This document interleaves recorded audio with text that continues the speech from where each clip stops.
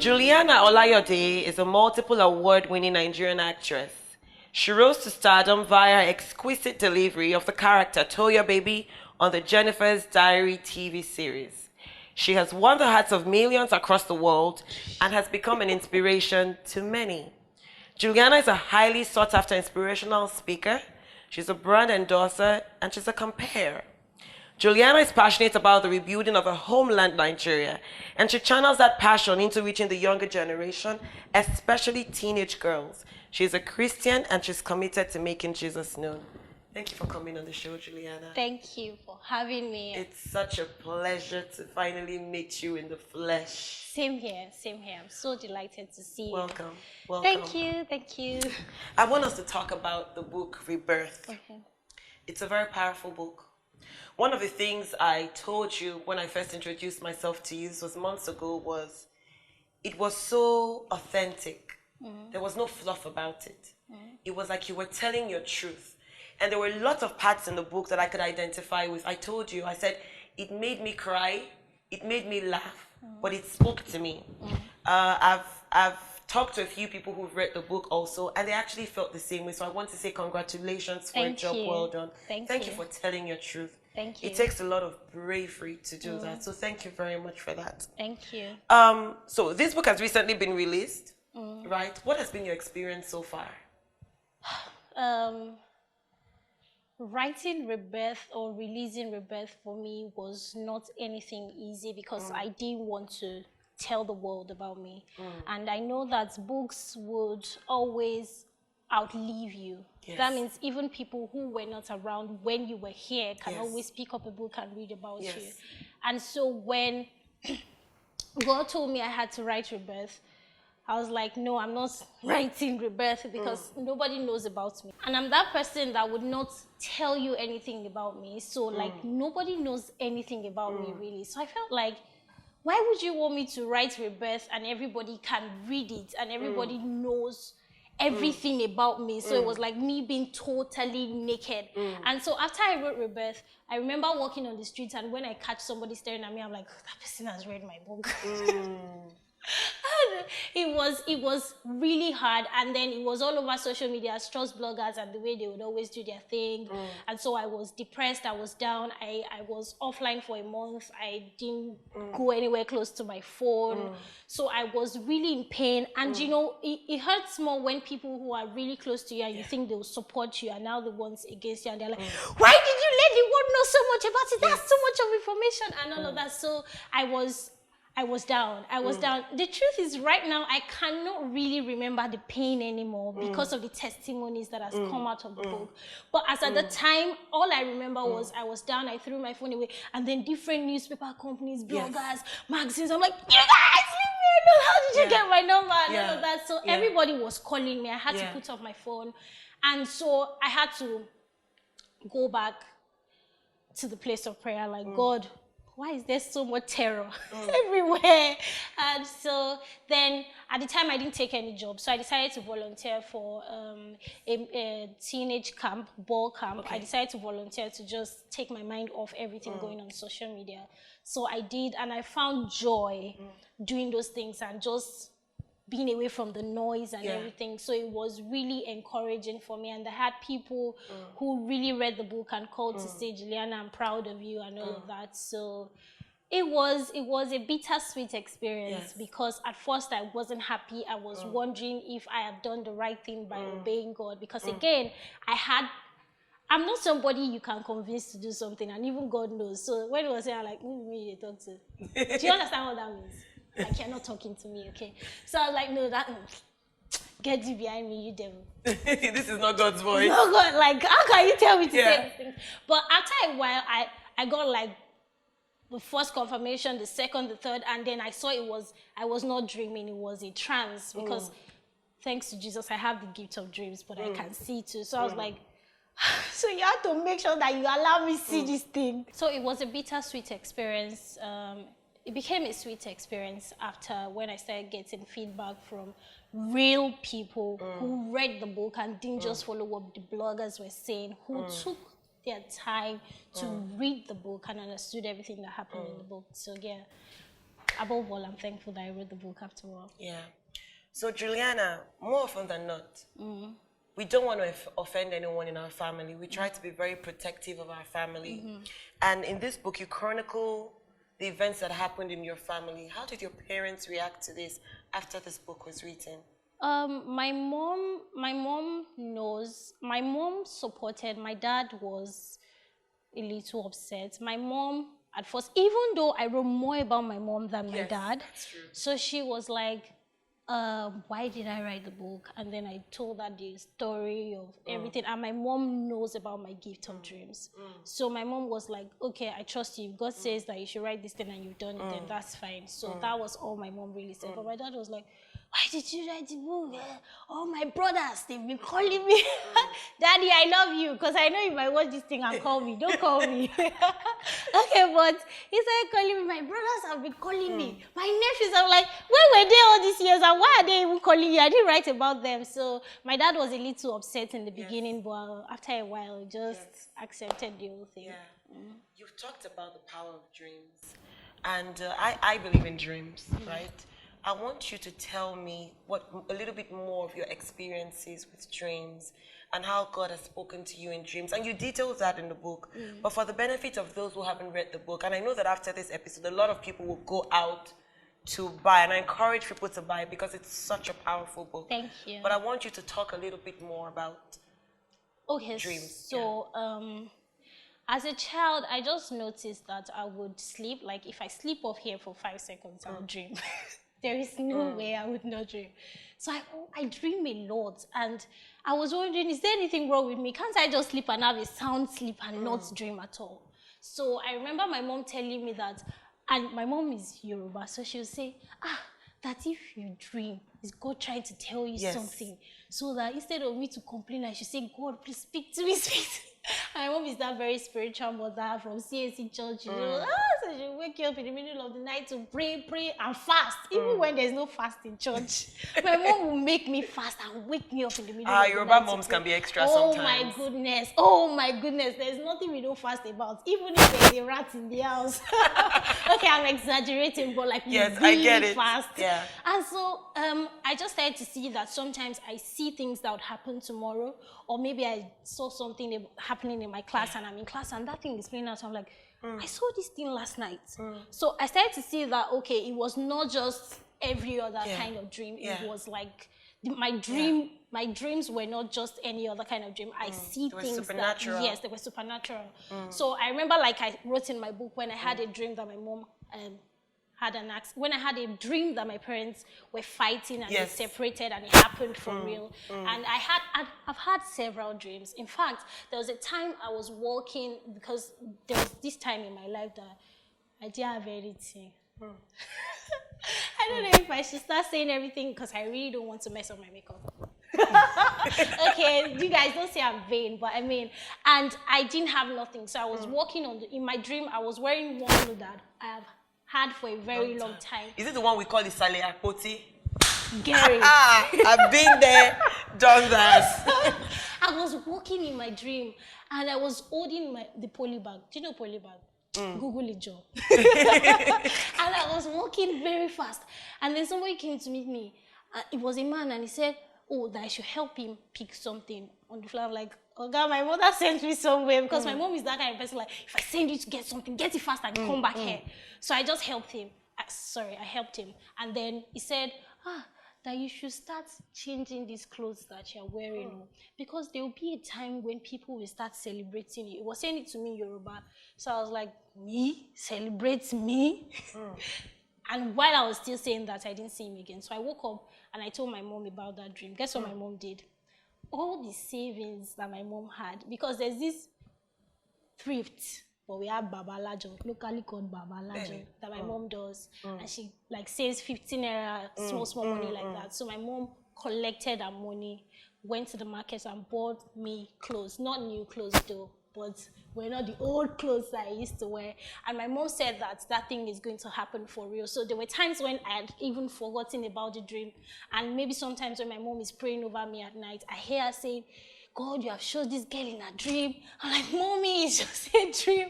So dreams are God speaks to people through Yes. dreams. It's Yes. real. It's valid. In Revelations. fact, even now that I'm now that I'm older, there was a time when I had a dream that I don't know if I should be sharing this, but I just feel like I should share it. There was a time when I had a dream that somebody came to sacrifice a goat, a black goat, in the front of the house, and it was a dream. And I woke up in the middle of the night. I was like, blood of Jesus.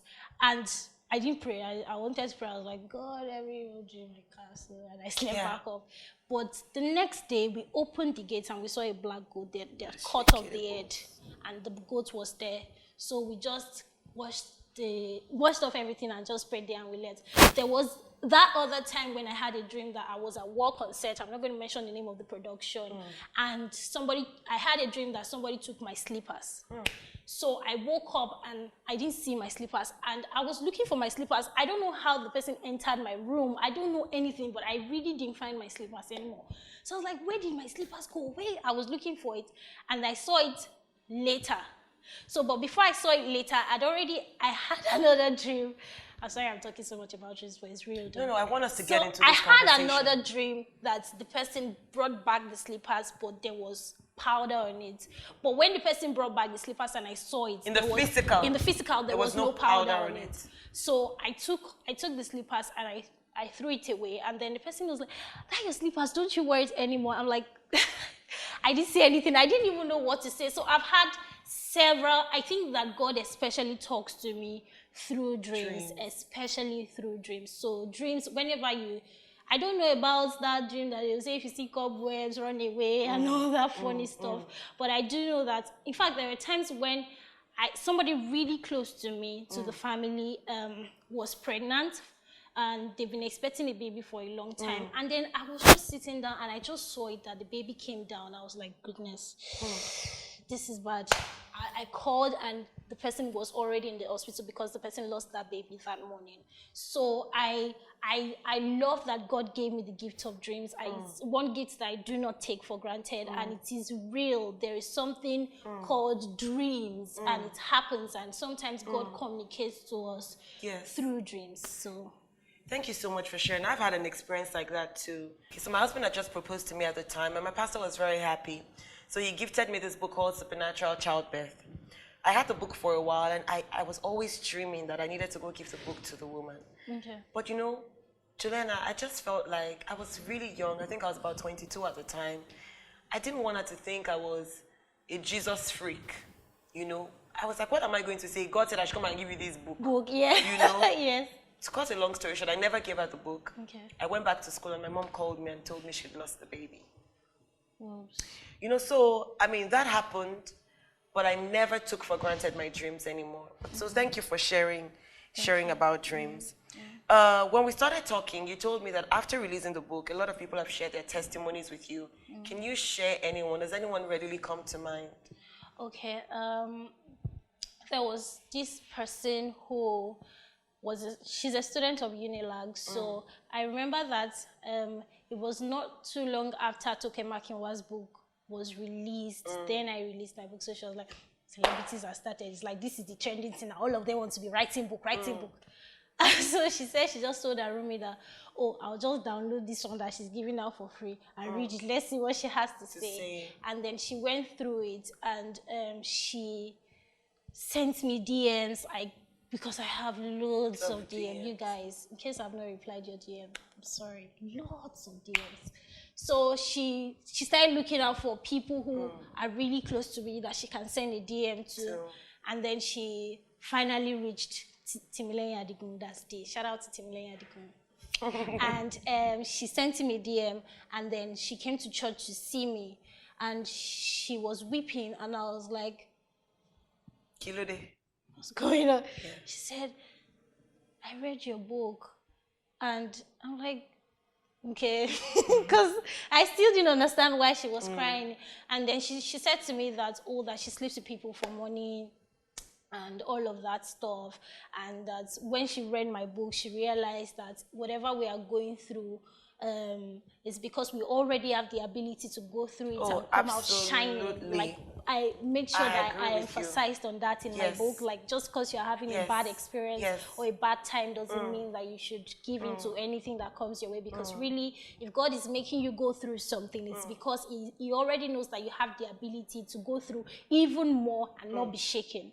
So she said she And he read will it, help you. and it will help you, absolutely. So she said when she read my story, she said, what have I even gone through in my life that I'm doing this thing? And so she said, oh, that she wants to join the sexual purity movement. She wants to give her life to Christ. And I was happy that, so my book touched somebody. Another story. In fact, there was a time when getting feedbacks from my book made me weep. I would be in my bathroom and I'll be so helpless. It made me start to intercede for people, seeing how much people go through. Pain. And I'll be like, Jesus, I am thankful for giving me this story. And I'll be on my knees in my bathroom, because sometimes my bathroom is not even sometimes, most times, the special place of prayer. Guys, you need to join the bathroom club. You know what? You just put on your shower. Okay. Sometimes when I'm taking a shower, that's where inspiration also comes from. Get it. I've joined the bathroom movement. You get it. Hashtag bathroom movement. and I was just praying, and I was overwhelmed to read about the things that people go through. There's this other girl that she's in the university too, and she lied to her parents that she got an admission, and she actually doesn't have any admission, and she's been in school sleeping around with people, doing all sorts. So somebody was just they were just sharing the book on e-groups, and she just she wanted to go away. Get somebody to translate that to you. Let me see what she wrote. And she started reading it, and she sent me an email that she accepted Christ. Oh, and there's this person, because that spiritual part where I had to talk about the shrine. Yes, we're going to get to it. I was wondering, God, why do you want me to write about this? I had two people call me that they have the same experience, and that reading that part liberated them and gave them the power to be able to take authority over everything that was happening around them. And I'm like, thank you, Jesus. Because so far when I was getting feedback, nobody had actually talked about that part. And I was wondering, why did you specifically tell me that I must add this part? And nobody's talking about it. So when I got that feedback, I was like, wow, thank you, Jesus, for that. There are so many feedbacks from this book. I remember I've had Muslims giving their life to Christ. I've had married people. I've had male and female actually, and I'm always very overwhelmed every time I get feedback from this book. And especially, I know that this book is life. Because the theme of this book is Jesus, actually. And there is no way... And I dare say redemption. Redemption, true. Redemption. So there is no way you will read Rebirth, because I make sure that Rebirth is all about Jesus. Because reading my life is all about Jesus from...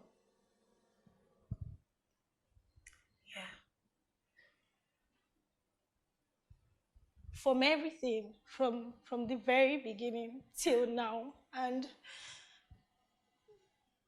I can't write a book and not talk about Jesus.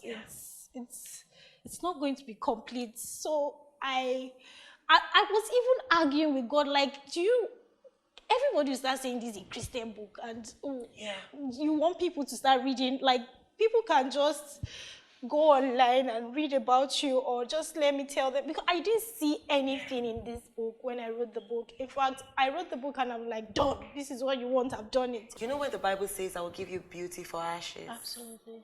That's what I see. Absolutely. And even when you walk through the fire, it won't burn you. So I really thank God for upholding you and just giving you the bravery and the power to tell it as it is. Which brings me to my next question, Giuliana. So sexual molestation is very common, but we never really talk about it. And for victims like us, because I've shared with you my own experiences at all, it's very hard for us to tell the stories about what happened to us growing up. Two questions. Where did this bravery come from? And why was it important to you that you told that part as well? I believe in the power of one. And I believe that one person would read this book and be liberated. One person will read this book and know that, oh, I'm not the only one who has been through these things. And so, like I said, it was like a scroll. There's this part of the scripture coming to my mind when God was revealing to, I don't know if it's Peter, I think it's Peter, and then Peter was saying that, oh God, this is unclean, and then God said, don't call anything I've made unclean. So I was seeing it like how I would write it chapter by chapter. And so I was like, why should I write this? There was a lot of struggle. God and I had several conversations when I was writing this book, because I was like, there were times when I paused. There were times when I was like, no, let me edit this part. And I don't want to write this thing. Like, let me not put it this way. But he insisted on some things. So having it in mind that one person would read this book and be liberated made me go all the way to write it. And I told myself that if I want to tell the truth, then I should really tell the truth. Absolutely. The absolute truth. Absolute yes, truth. because again, like I said in my book, I said it that only the truth can set you free. It sounds like a Christian cliche, and only the truth free can set indeed. you free. Yes, so but really, only the truth can set you free. So that's why I wrote about it in the book, and I realized that just so somebody knows that I'm not alone, I'm not the only one that has been through this, and that you can be through this and still come out shiny and still enjoy life after, and not just get stuck in that situation and keep struggling with the old thing. So yes. A lot has happened to you over the years, right? And a lot of things that have happened to you have been errors. People have done a lot of hurtful things to you. Where does the power to forgive come from? Because a lot of people are bitter. And a lot of people don't know that when you forgive somebody, you're actually not really doing it for that person. Yes, it's good to forgive for that person, but it releases you. So the question is, how has forgiving them, forgiving all these people who have hurt you, helped you? Forgiving people was a huge process for me, because I had to forgive over and again. So it's like when I remember the experience, I have to say, there was a time where I had to mention their names and say, I release you, I release you, I release you, I release you. You know, it's harder to forgive people when they've not even asked you for forgiveness. Yes. So you're like, why should I even forgive this person when this person probably It's doesn't not even even sorry. know? Yeah, and it's not sorry. So why should I forgive this person? But I always say that forgiveness is like, unforgiveness is like taking poison and wishing that it will kill the other person when you are actually the one dying.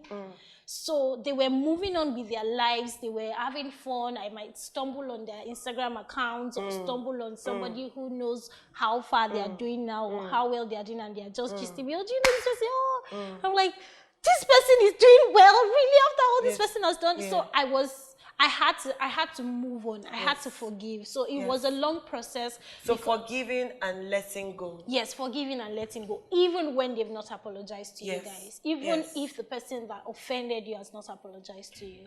Juliana, how easy has that been? It's not been easy, but I can say now that I have forgiven everybody that has offended me, every single person I wrote in this book.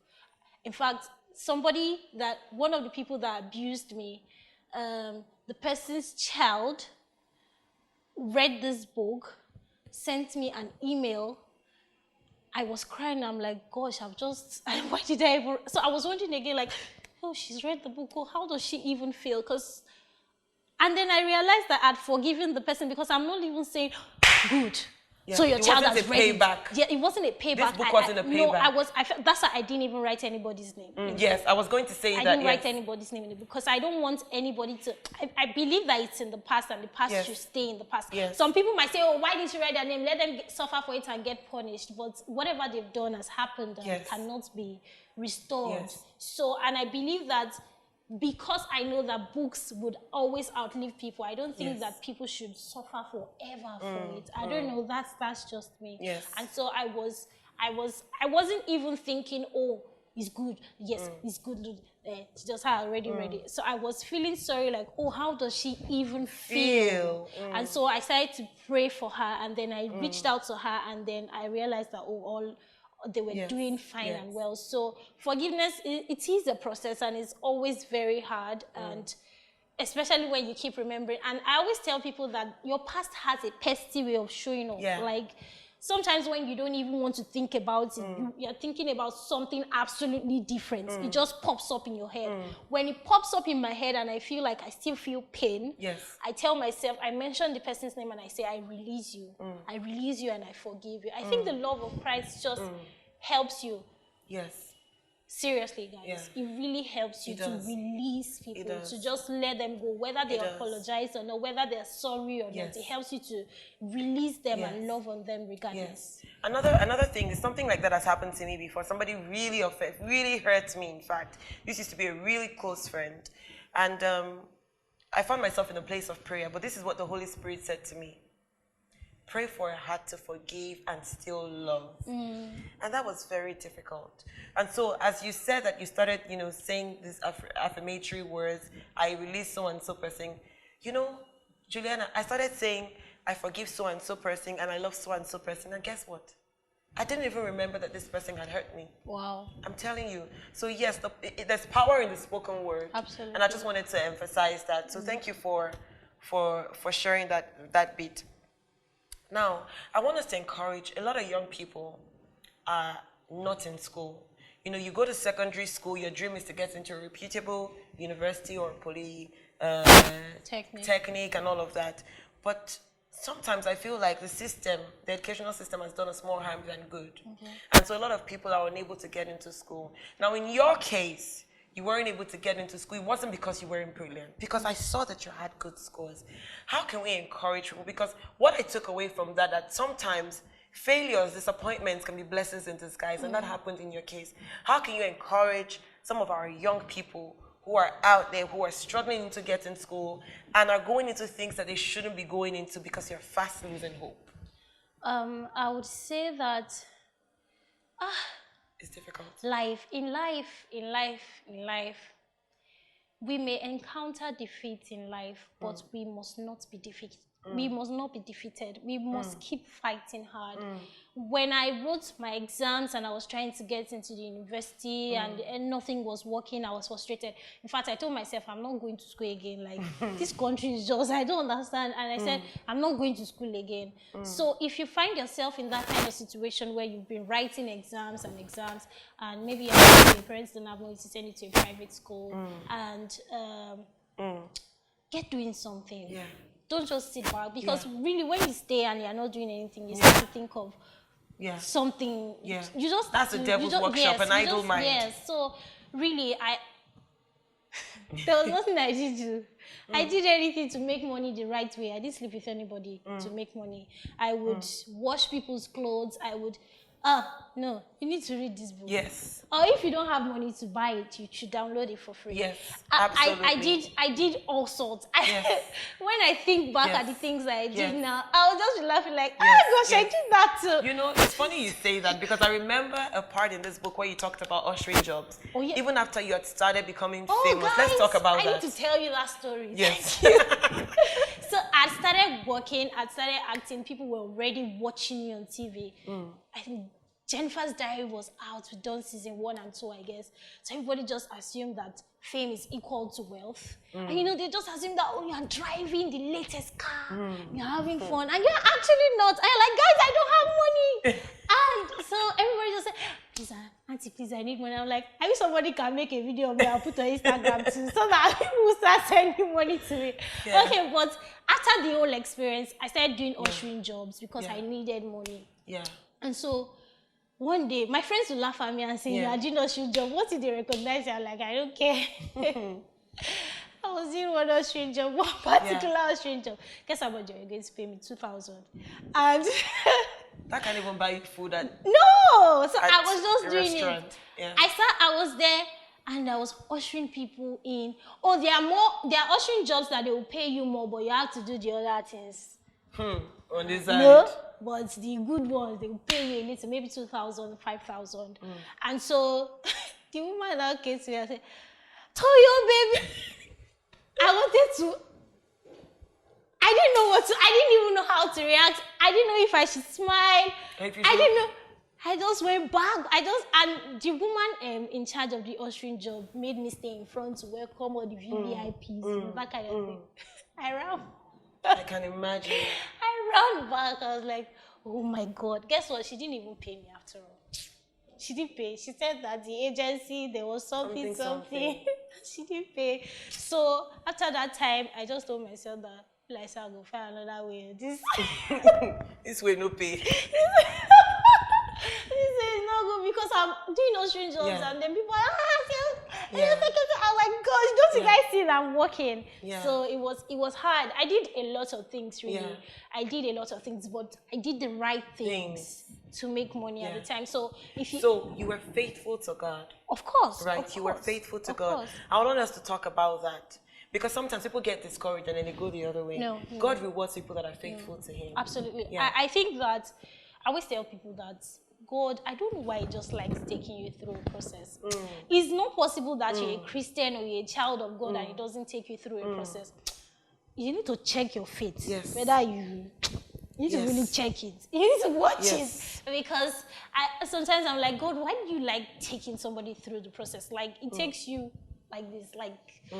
Sometimes it's very terrible, but what keeps me going those trying times is when I meditate on the scripture that says that He will not put more on me than I can bear. So I know that everything I'm going through is because I already have the strength to go through it and come out strong, unshaken. So, you know, the lie the devil tells us is, oh, God, where are you? Why is all this happening to me and all of that? It makes you see your little problems as really big, because if you really think about it, some of the things that you are going through aren't really as big as you think about it. But the more you meditate on it, the more the devil expands it in your mind. Especially when you hear somebody else's story. And you start to feel like, oh, I'm the only one that my village people are worried. And it starts to give you different options of, oh, do this to make money faster and all of that. But really, guys, if you keep doing the right thing and you stay and you know that God is not an unfaithful God. It doesn't promise you. It doesn't tease you. It doesn't say anything to tease you. It doesn't promise you out of, oh, I'm happy today. Let me just tell you this thing. Because everything it says is actually very intentional about them. It's what I hear and amen. Absolutely. So you stay there and you keep doing the right thing, and someday, one day, everything will work out fine. And guess what? Even when you get to that level, I think that with every level God takes us, there is another, how do I call it? There's another, with every phase we enter in life, there is another, we go through other tests and trials. Yes, so it doesn't ever stop. Somebody told me new levels, new devils. Absolutely. Absolutely, though. Juliana, let's get deep. I'm going to open to page 54. Okay. I underlined something there. This is about dreams still. Okay. I want us to talk about, because you know, there are deep things. There are deep spiritual things, and people usually don't talk about it, but I think we should talk about it. It's time for us to start talking about those things. So page 54, I started seeing mermaids in my dream. They sometimes asked me questions, and other times they spoke in languages I did not understand. Though I could not understand them, from their facial and body expressions, they were upset with me. I was tired of it and didn't want to see them again, so I prayed. They came again, but this time they couldn't touch me. There seemed to be a transparent wall that separated us, and thankfully, that was the end of such dreams. I stopped having those leg in water sensations too. Prayer indeed works. Let's talk about that. Let's talk about how prayer works to combat, you know, some of these issues that we're having spiritually. You know, most times, more often than not, people go through stuff and they start running helter-skelter. Let's talk about your experience and the power of prayer. Prayer is powerful, guys. Prayer is that place where I don't know, maybe because I've lived in a shrine before, and I see how they do these things like with so much power, and they are very sure that it would work. So it kind of makes me see prayer in a different light. So when I'm praying, I feel like I'm in the holies of holies, and I feel like I'm surrounded with angels, and I feel like there is authority in everything I'm saying, and I don't feel like I'm just saying anything and it's bouncing back. I feel like God can actually hear me when I'm talking. So that I feel like I'm in a cult. So when I'm praying, I pray with so much confidence and assurance that if these guys can cut this chicken and they are very sure that something will happen, then I should be able to talk to God and be very sure that something will happen. So I always tell people that I don't club, but guys, I get high on communion. Like, if there is no way, if you don't know communion, you need to join that gang. Hashtag communion gang. And I take it like, I know, I take it in a way that, I don't know, there's this picture that comes to mind. I feel like I'm dining in heaven. So how can I tell you how powerful prayer is? There's absolutely nothing you cannot pray about. I remember, this is just something very light.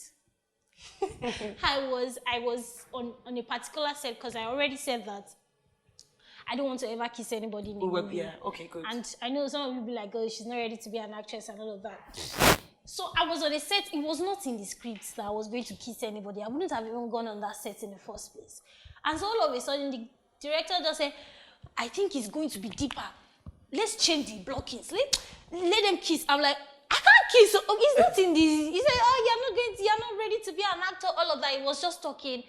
And so they were setting up. It became like an argument, like, where did they get this girl? She's not professional. Why would she say she doesn't want to kiss? So they were setting up for this scene, and I just took a walk. I couldn't talk, because sometimes I'm very emotional. I couldn't say any English word. I was just praying in the spirit. And I was like, but I know that what I had in mind is like, God, this cannot happen. I don't know how to argue with these people. I don't know what to say anymore, and I already have a contract with them. What do I do? I just prayed like that for a while, and I went back, and the director said, no, do them again. I'm like, wow. Can you imagine? So there is nothing that prayer cannot sort out. I've prayed about anything. There's this experience in my book where my stepfather passed out. He wasn't breathing. He wasn't breathing. My mom was shouting, what is she going to do now? Everything. And before that, there had been like a thunderstorm. Because you'd been praying a lot. That had just sort of washed out the shrine. Guys, gosh, there is, how can I tell you how much prayer works? Have you ever seen a tree that was uprooted with the root? Like, up until the last time I visited that place, nothing has come out of that ground. So there is nothing prayer cannot do, guys. There is nothing. My stepfather had passed out. He was not breathing. My mom was confused. And I just remembered, I can pray. And I was young. Maybe because... And it's just conversation. Yes. You don't have to tie a white cloth. No, I didn't tie any white cloth. I didn't do anything, guys. I did not do anything. Because I'd lived in a shrine and I see how much they believe in things that are not working. So I'm like, I have Jesus. I should be able to pray, and it works. So it gave me that confidence, extra confidence, like there is no way I pray and it will work. And I just went to my mom, was like, what are you doing? Let's call somebody. And I touched him and I prayed for him, and he started breathing. And I asked him, what did he see? He said he saw a white man saying he should go back. I said, Baba, it's time for you to give your life to Christ too, because really Christ brought you back. So anytime I'm going through trials, anytime I'm going through anything, even when I'm not going through trials, I pray. There is nothing I want, and there is that time when God will not answer you immediately. There is that time when you have to wait. What do we do when we're in the waiting room, when we're waiting for the manifestation of our prayers? You stay waiting. It is in those times that the devil will try to tell you that there is no power in the prayer that you are praying. But guess what, guys? God is working on that thing that you are praying for. God is working on that. We are not in church together. God is working on that thing we are praying for. There was a time when I was believing God for a miracle. I needed that money so badly. I was praying. You know, there's one that they even say you travail. You stay there. Hey, like a pregnant woman I'm in telling labor. you pray. Nothing was working. And the devil started making me feel like it's not going to work. Change your mind. Do your plan B. Especially when you don't have a plan B, guys, God will come through. Because he likes to take all the glory. Amen. So if you have a plan B, make sure you use your plan B. But if you don't have a plan B and you're like, God, it is only you that can do this thing for me, he will definitely do it. So guys, I know that there are times when praying, and prayer is not anything that you have to kneel down to do or jog around. There are times when you will do that, but really you can just be in your car, you can be in your bathroom, that's my special place. You can be anywhere and then you pray, but there is power in the place of prayer. There is power. Sorry, I need to say this one thing. So I had this prayer meeting with my sisters and some other people. I invited people to come, and so I posted it on Instagram and I prayed on some people's prayer requests on Instagram. And so I was even like, Juliana, are you serious? You're praying on Instagram comments. But I just prayed about it and I went. So there's a particular woman that she has been looking for a child for 12 years. And she wrote it there that she wants a child. And she messaged me like 3 months after that she's carrying a baby. And that I should trust God with her for safe delivery. So there is nothing, there is absolutely nothing prayer cannot do. Prayer is, gosh, if you were in church, I'll take my time to lecture you on prayer, because that's like, it's key. Prayer it works, it really works. We've talked about you not getting intimate when you're shooting scenes because you've taken a stance on sexual purity. How easy is it for you to date in today's world without getting intimate? Gosh, it's not easy at all.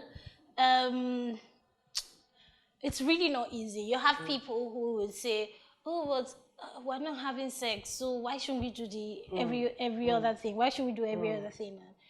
But the truth is, I don't know. There are different people have different school of thoughts. Okay, so I'm just sharing my personal Juliana's version. Yes, and I don't believe in testing. I don't believe in because some people say if you don't test the car, how will you know that the car moves? I'm not saying I ascribe to that school of thought, you know, but for the benefit of young people that we mentor. I always say that I believe that it's impossible for you. First, I'm not doing it because, I want my husband to be proud of me or whatever.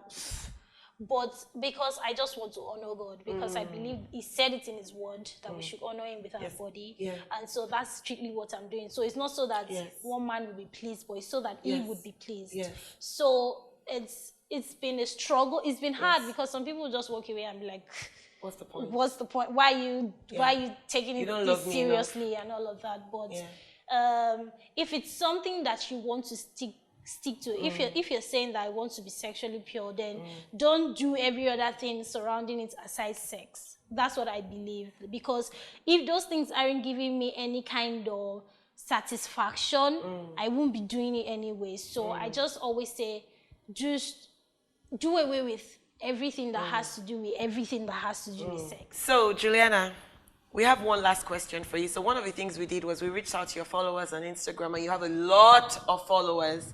And they said, please, can you ask Juliana for us if she's in a relationship and when she's going to get married? Because we all want to go to her wedding. I know that. But I don't know how to answer this question. Okay. No, I'm not in a relationship. I don't know when I'll get married. That's not because I'm not serious-minded and I don't know how to plan, but